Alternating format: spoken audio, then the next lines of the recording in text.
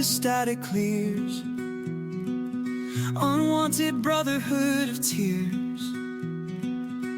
Grief can weigh us down alone, but here we find a common home. The voices speak to heart and soul. In darker times they make us whole. Through Jesus' light we find our way. In every night there comes a day. From shadows to the dawn we rise. Hope reflected in our eyes. Welcome to the Unwanted Fraternity Podcast. I'm Jen Tonkinson, back again with my husband Greg, and we're so glad you're joining us again for another episode. Hi, Jen. Hi, Greg. Glad to have you on. Before we get started, we just want to give a quick shout out to the Herzog Foundation. We are so grateful to be partnering with this amazing organization. If you're a Christian educator, a pastor, a parent looking for tools to help the next generation grow closer to Christ, we encourage you to go onto their website, herzogfoundation.com, where you'll find many events that they offer, as well as different items to help you read through and understand a little bit more about how you can help that next generation. And if you're interested in podcasts, they have a really great assortment of different podcasts on different topics. And that is going to be found at herzogfoundation.com/podcast. Well, Greg, we ended our previous series, which was Who You Are in Christ, Your Identity. And now we're jumping into a new series today, which is entitled Who is God in Your Grief? The I Am Statements, and how they can help you grow closer to God and allow for healing from your loss. And this series will take us through some of the I Am statements of Jesus, and will give us insight into those powerful moments where he reveals to us not only just what he does, but who he is to the core. Depending on I just got all mixed up there in my words. Because you care too much. I care so much, yes. Depending on the Lord during your grief, and even after it's been a while, is really so pivotal in growing in your faith. And so I feel like spending time on these I am statements and really understanding what they mean is going to really help those of you out there, and even ourselves as we go into these, just to take a little bit more time to appreciate the person of God.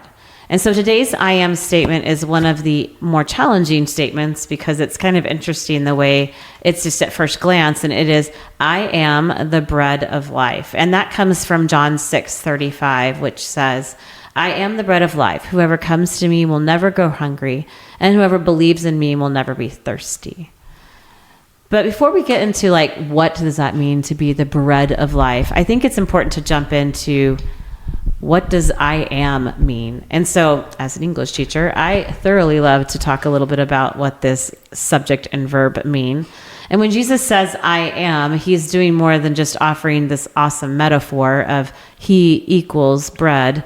He's using the name of God who was revealed to Moses at the burning bush. And God says to Moses, I am who I am. And the backstory of that is in Exodus, when we see God is telling Moses to rescue the Israelites from Pharaoh and bring them up to Egypt, to the land that flows with milk and honey. And Moses goes to God and he said, suppose I go to the Israelites and say to them, the God of your fathers has sent me to you. And they ask, what is his name? What shall I tell them? I love the humanness here of Moses asking that question. And God says to Moses, I am who I am. This is what you are to say to the Israelites. I am sent me to you. So every I am statement that is in the Bible is a declaration of God's divine nature. Jesus isn't just describing himself. He is telling us who God is for us. Now, the grammar behind this is so fun. This is why I kind of nerded out on this a little bit, because I am is in the present tense, for one. And it communicates a connection from the subject, the first part of the sentence, to the predicate, which is the verb and everything after it. The words after the verb actually are another name for the subject. So basically, every time Jesus says, I am, he is saying, I am equal to the other side of that sentence. So today he is saying, I am equal to the bread of life. So here's my question for Greg. What is your favorite type of bread, Greg? Because that was some heavy theology, but let's get into the basic of, bread in general, because that's what he uses, bread. Let's talk about our favorite types of bread first. Favorite type of bread? I'm going to have you guess what my favorite type is to see. We've been married for 13 years. I would hope by this time, because this household, we're a carb-friendly household. Like, we're not anti-carb, and so we eat a lot of bread. I was like, what are you saying? Yeah, we're carb-friendly. Carb-friendly. Yeah. And so, if someone were to ask you, what's Greg's favorite type of bread, based on 15 years really, since we've been dating, seeing me eat a lot of bread over the years, a lot of bread. What would you say, Jen? Sourdough. You are correct. Am I right? You are correct. I was going to throw in marble rye and pull a Seinfeld moment in there, but no. Right. Yeah. And I do not. I despise marble You despise rye. it. Wow. But I feel sourdough, like it's a back east type of bread. You should like it. Every day of the week I could eat sourdough. Sourdough is good. Now, if I were one of the trending wives, I would have a sourdough starter in my fridge right now. I don't even know what that means. It would be I would be growing the sourdough. It's the culture itself to create my own sourdough bread. You're a mad scientist. Well, I'm not, because I can't seem to do it right. Because you just go buy it. I can't do it. I'm just going to go buy the sourdough. Yeah. So those of you out there that are listening and you think, I too just buy the sourdough, fist bump to you, because I'm not doing a sourdough starter right now. Anyway, so bread. So why does Jesus use bread?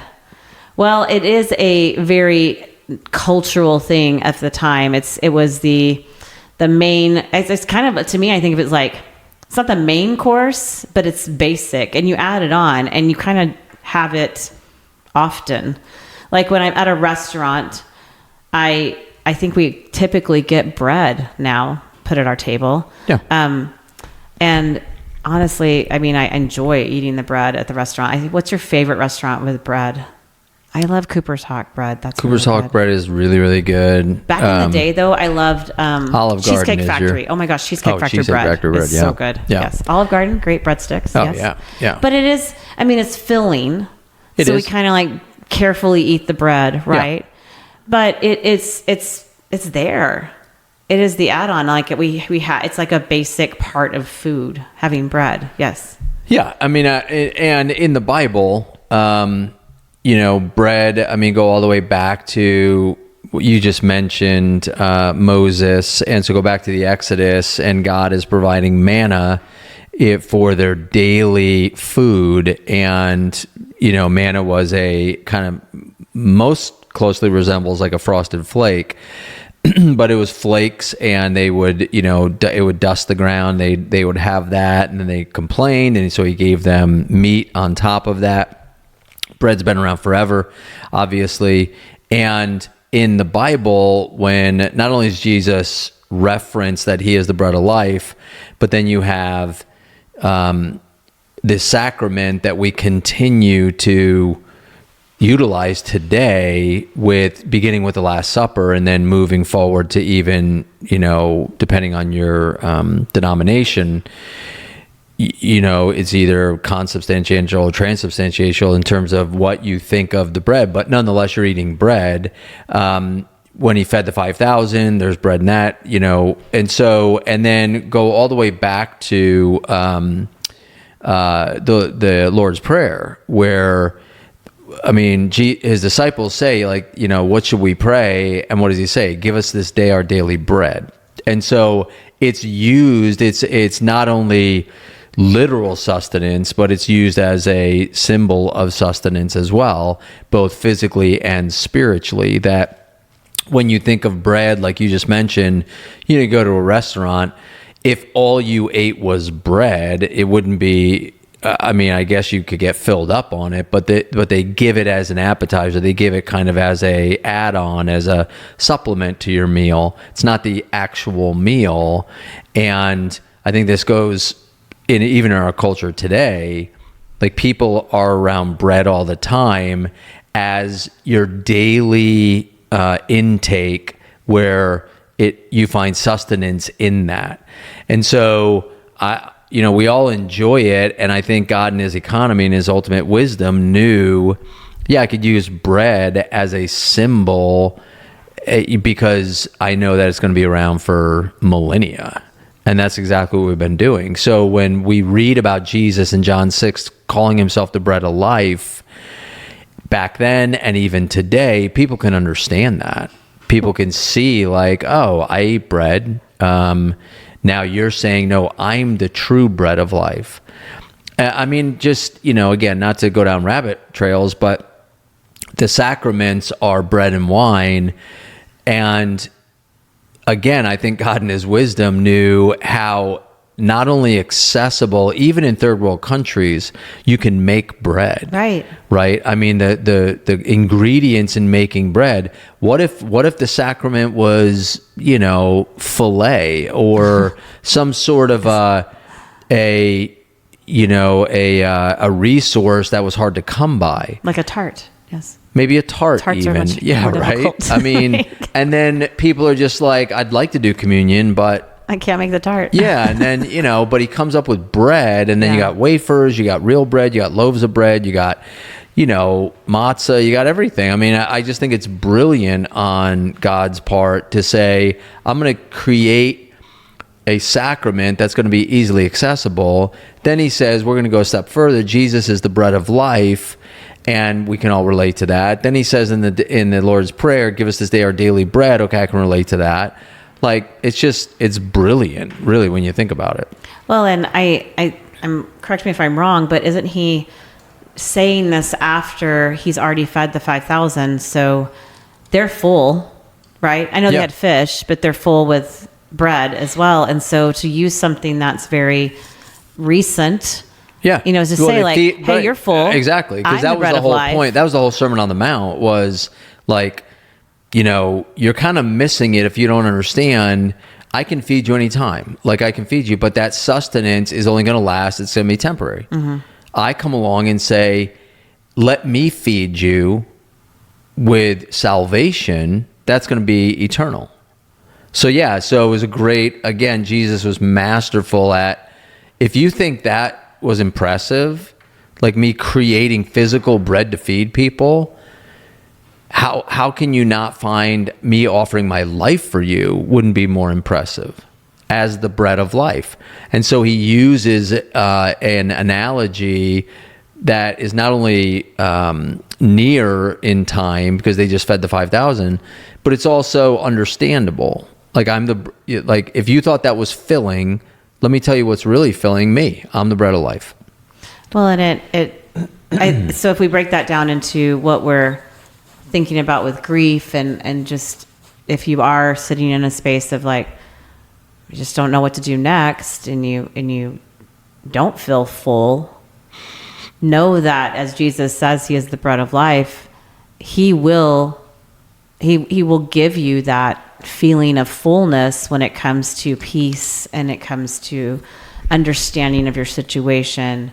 So what he's saying is, if you're feeling lonely right now, allow me to fill that as the bread of life, and you don't need to feel lonely anymore. You're going to still be alone, like circumstantially, but you don't have to sit in that loneliness, because he is the one that can calm that, or, fill in the blank with whatever you're feeling right now. That's what he's saying here, is you're not going to have to hunger or thirst anymore when you have me as your sustenance, when we have me as your bread of life. And this goes back, this is the first, in the book of John, this is the first I am statement. Jesus will make several of them, but this is the first. He says, I am the bread of life. And when you think about that, where what you just said, Jen, is exactly correct, that I am all you need. Like, I am your sustenance. I am, when that happens, then, and you believe it, then you understand and you experience it. We'll go all the way back to God talking to Moses when he says, well, who should I say who sent me? And God says to Moses, tell him I am sent you. You just explain that. Well, in the Hebrew, that's the word for Yahweh. And so, and again, in Hebrew writing, it's just YHWH.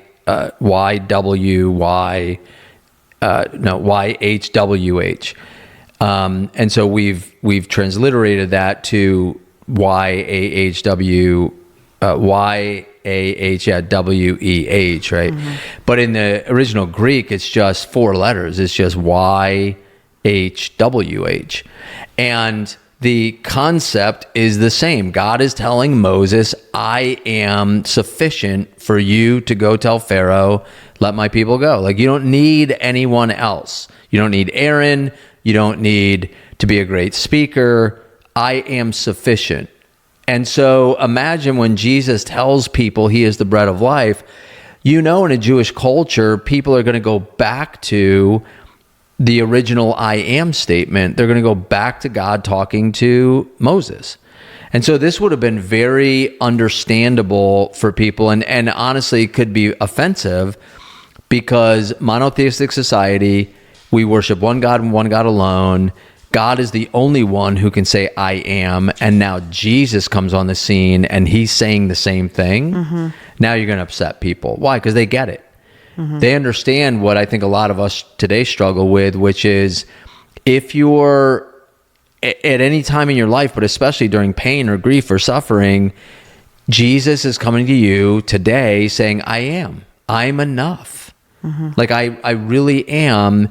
And then we read passages out of John 6 and others where Jesus has been saying this to humanity forever. I am enough. I am the bread of life. I am all you need. Come to me, all who are weary and laden, and I will give you rest. Like, I am it. So why do we seek sustenance, if you will, staying with that theme, from other things? And I'm not talking about food, literal sustenance. I'm talking about emotional sustenance, mental sustenance, purposeful sustenance, worldview sustenance. Like, why do we seek that from other things when Jesus is coming to you today saying, I am the bread of life. He who feeds on me, he who eats of me, will never hunger or thirst again. I agree. Yeah. We do. I think it's because our circumstances can be overwhelmingly consuming. And so instead of stepping out and not looking for something else to satisfy us, so we're looking for approval from others, or pouring ourselves into our jobs, we have to not face reality, or try to start new relationships so we don't feel lonely anymore.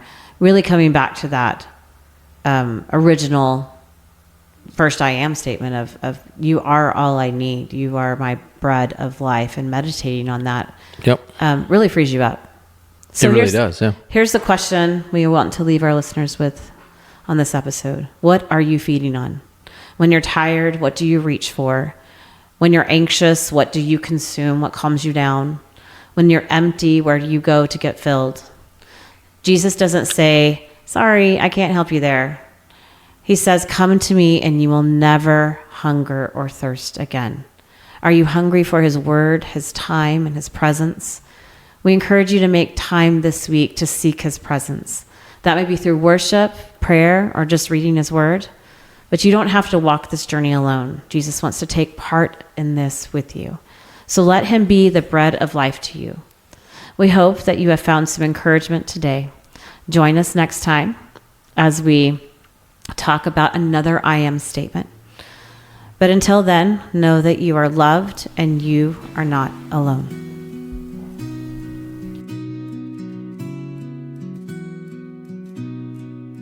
Turn on the mic, the static clears. Unwanted brotherhood of tears. Grief can weigh us down alone, but here we find a common home. The voices speak to heart and soul. In darker times they make us whole. Through Jesus' light we find our way. In every night there comes a day. From shadows to the dawn we rise. Hope reflected in our eyes.